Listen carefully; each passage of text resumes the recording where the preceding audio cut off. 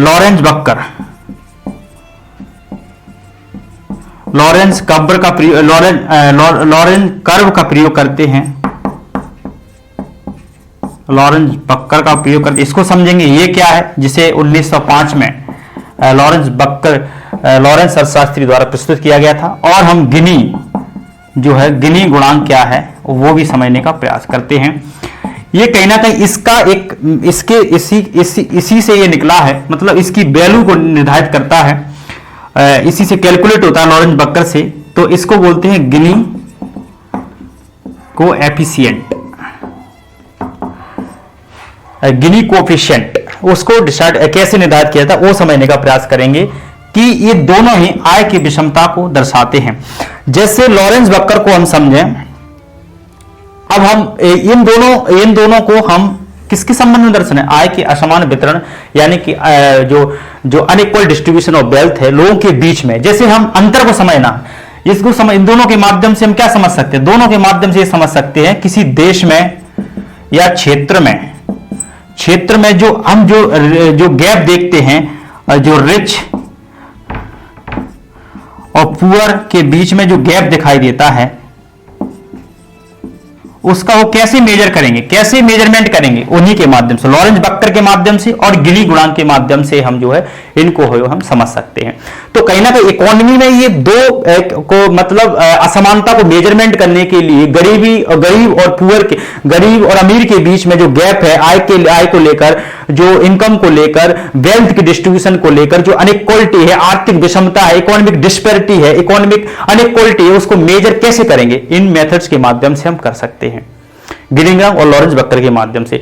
गिनी गुणांक लॉरेंस जो बक्कर है, लॉरेंस कर्व है, वो सिर्फ बताता है कि कितने लोगों के पास कितने प्रतिशत संपत्ति का वितरण है, कितने लोगों के पास कितनी संपत्ति का संचय है किसी क्षेत्र में, लेकिन उसकी वैल्यू जो है गिनी गुणांक ठीक से बताता है। इसका मान जो है गिनी गुणांक यानी कि गिनी कोएफिशिएंट का जो मान है 0 से 1 के बीच में वेरी करता है। अगर इस जो गिनी कोएफिशिएंट यानी कि गिनी गुणांक का मान 1 है तो वहां पर पूर्ण असमानता है, एब्सोल्यूट इनइक्वालिटी है, और इसका मान 0 है, तो कहीं ना कहीं उस समाज में, उस क्षेत्र में आय को लेकर, आय के वितरण को लेकर पूर्ण समानता स्थापित है। तो अब इसको हम विस्तार से समझने का प्रयास करते हैं। देखो, आय की असमानता यानी कि असमानता के मेजरमेंट के लिए हम किस किस का उपयोग करते हैं? हमने कहा हम लॉरेंस बक्कर का प्रयोग करते हैं, लॉरेंस बक्कर, ठीक है, और गिनी गुणांक। देखो, ये गिनी गुणांक क्या है, लॉरेंस बक्कर के मान को ही निर्धारित करता है। देखो, ये क्या कहता है, 1905 में लॉरेंस जो अर्थशास्त्री थे, उन्होंने एक कर्व को प्रस्तुत किया गया, ठीक है। ये कर्व क्या बताता है, इन्होंने ये कहा कि जैसे ये इनकम है, मतलब आय है, लोगों के बीच में जो आय का डिस्ट्रीब्यूशन है, यहां पर 20%, यहां पे 40%, यहां पे 60% देश की संपत्ति है वो हिस्सा है, और यहां पे 100%, 80%, और ये 100%। ये जो रेखा है, वो भी जो रेखा है वो कहीं ना कहीं ये जो रेखा है आय के वितरण को दर्शा रही है, आय के वितरण को दर्शा रही है कि 20% आय यहां तक, 40% आय यहां तक, 40%, 60%, 80% और 100%। और ये जो रेखा है, ये जो हम इसे ओबी के नाम से जानते हैं, ओबी हम कह सकते हैं,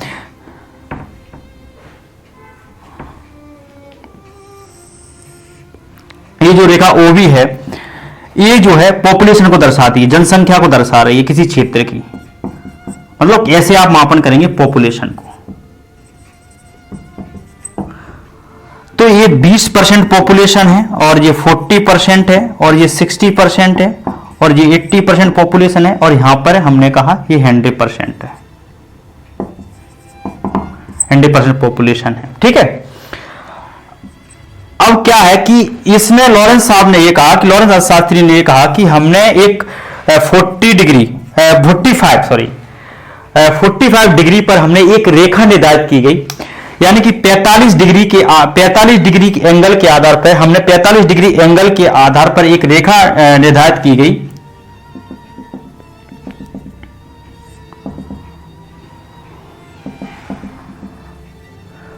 जो 45 डिग्री पर एक रेखा निर्धारित की गई उसे हम क्या कहते हैं, इसे हम पूर्ण, इसे हम यहां पे इसे नाम दिया गया हमने सी।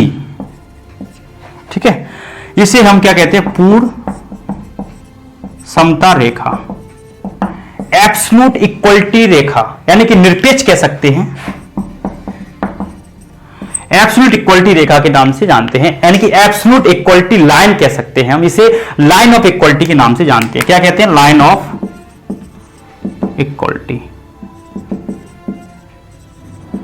मतलब ये है कि अगर ये रेखा इस तरीके सीधी रेखा है, तो अगर ये 45 यानी कि 45 डिग्री पर एक रेखा है, तो इसमें क्या है, तो वो समाज में, वो क्षेत्र में, उस देश में लोगों में आय के वितरण को लेकर, यानी गरीब और अमीर के बीच में गैप नहीं है, अंतर नहीं है, और एक तरीके से आय के असमान वितरण नहीं है, यानी कि 20% लोगों के पास में 20% लोग 20% संपत्ति है, 40% लोगों के पास 40% संपत्ति है, 60% लोगों के पास 60% लोगों के पास में 60 संपत्ति या आय का जो 60% उसके पास है, 80% पॉपुलेशन के पास 80 राष्ट्रीय आय का जो कुल आय है उसका 80% हिस्सा उनके पास है, और 100% लोगों के पास में पूरी आय का हिस्सा उनके पास है।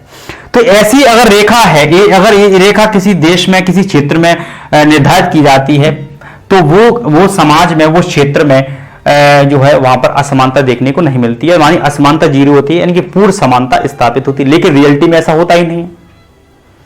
किसी भी देश में जो है ये चीजें देखने को नहीं मिलती है। तो मैंने पहले निर्धारित कर दिया कि तो लॉरेंज बक्कर का जो प्रयोग है और गिनी गुणांक जो है, इसको माध्यम से हम एब्सोल्यूट गरीबी को नहीं मापते हैं, बल्कि रिलेटिव गरीबी, रिलेटिव पॉवर्टी, यानी कि तुलनात्मक गरीबी है उसको, जिसका संबंध आय के असमान वितरण से है, उसका मापन किया जाता है।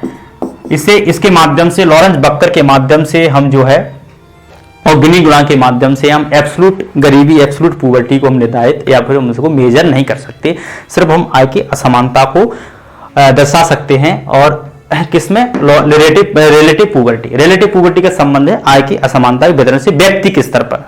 जो बहुत सारे व्यक्तियों में आय की असमान वितरण, जो आय के डिस्ट्रीब्यूशन होता है, आय के वितरण को लेकर होती है, वो है, इसको माध्यम से हम दर्शा सकते हैं। लेकिन अब गिनी गुणांक जो है वो कैसे इसकी वैल्यू को कैलकुलेट करता है, इसकी गणना कैसे करता है। गिनी जो कोएफिशिएंट है,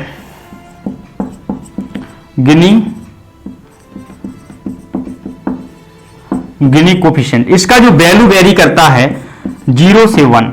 तो ये बताता है कि 0 है, इसका मान अगर 0 है तो अगर पूर्ण समता होगी, पूर्ण समता है, फुल इक्वलिटी। अगर इसका मान 1 है तो वो समाज में, क्षेत्र में असमानता है, यानी कि व्यापक आर्थिक असमानता है।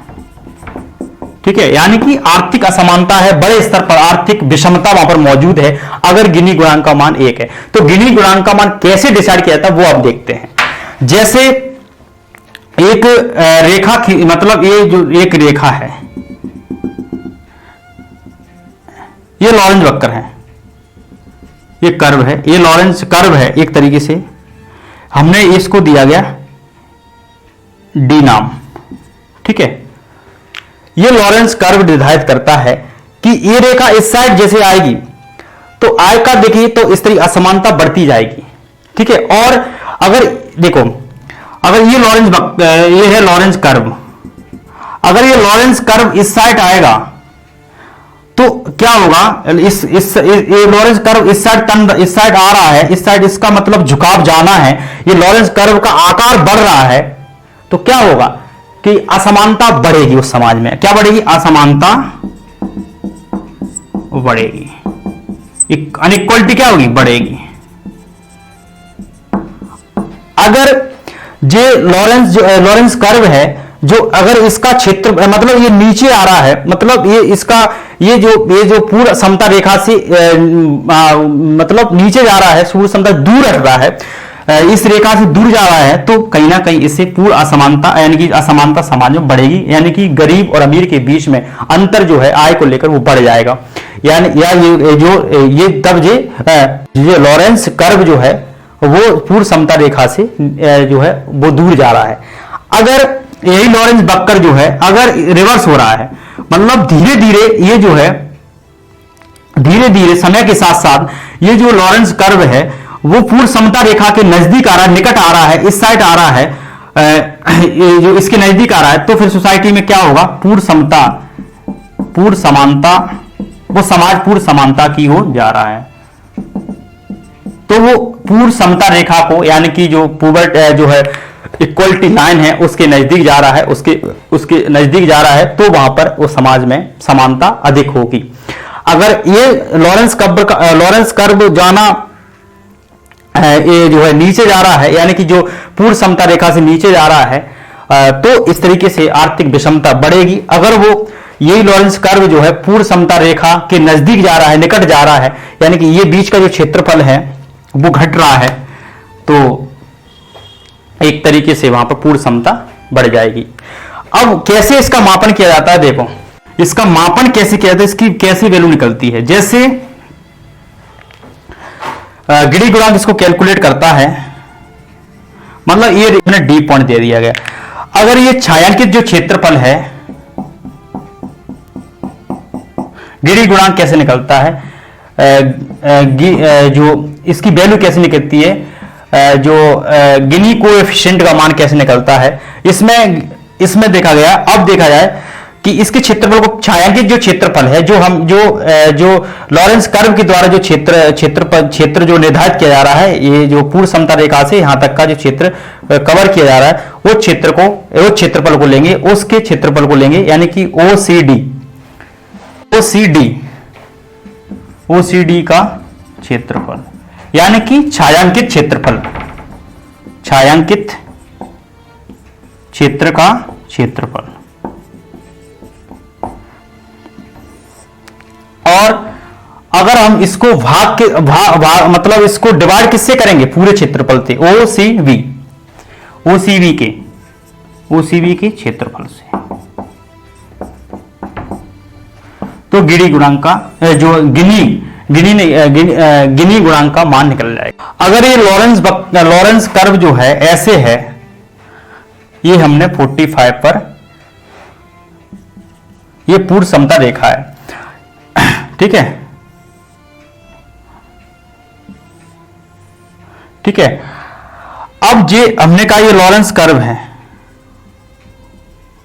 ठीक है, इसको दे दिया गया नाम ओ ए, और यहां पे सी, और यहां पे ये डी, और ये बी, ठीक है। अगर ये लॉरेंस कर्व यहां ना होकर यहां पर होता, इसी जो 45 डिग्री पर ही होता, तो ओसीडी यानी ओसीडी का क्षेत्रफल क्या होता, 0 होता।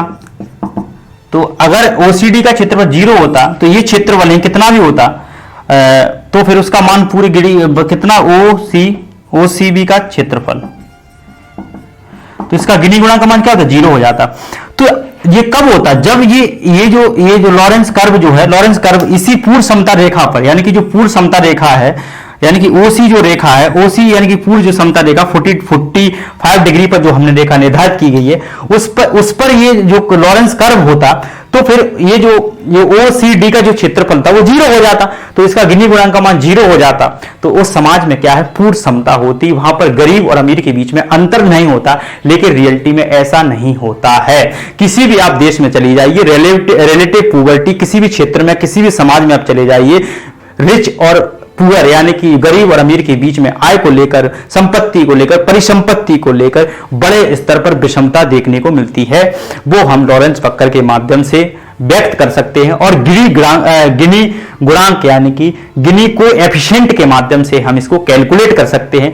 गिनी गुणांक का मान जो है मान 0 और 1 के बीच में वेरी करता है। ऐसा अगर उस गिनी गुणांक का मान 0 है, तो वहां पर उस समाज में पूर्ण समता है, यानी कि इसका मान 0 है, तो यानी कि पूर्ण समता है, पूर्ण समता मूलक समाज है, वहां पर आय के वितरण को लेकर किसी प्रकार की असमानता नहीं है, लेकिन उसका मान 1 है, तो इस तरीके का वहां पर असमानता जाना है। ठीक है, अब जो इस तरीके से हमने इसको व्यक्त कर सकते। अगर ये कर्व यहां होता, यहां पर होता, इसका मान बढ़ते, इसका तो ऐसे ही इस तरीके से इधर जाएगा ये कर्व, तो इसकी असमानता सोसाइटी बढ़ेगी। ठीक है, अब हमने इसको इकोनॉमी के कंसेप्ट को समझने का प्रयास किया पूरे संपूर्ण लेक्चर के माध्यम से। अब हम जो है एक नई थ्योरीज को समझने का प्रयास करते हैं, और जो है 2-3 मिनट में, 5 मिनट में हम जो है ट्रिकल डाउन थ्योरी को समझने का प्रयास करते हैं। अब हम जो है ट्रिकल डाउन थ्योरी को समझने का प्रयास करते हैं लास्ट में।